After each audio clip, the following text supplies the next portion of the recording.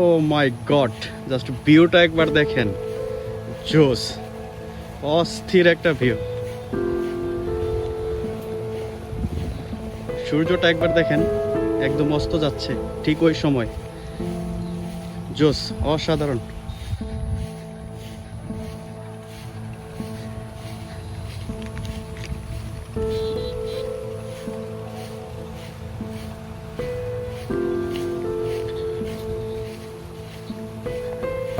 Just শুধু ভিউটা একবার দেখেন, মাথা নষ্ট করা ভিউ। এই যে দুই ভাই আসছে ছবি তোলার জন্য।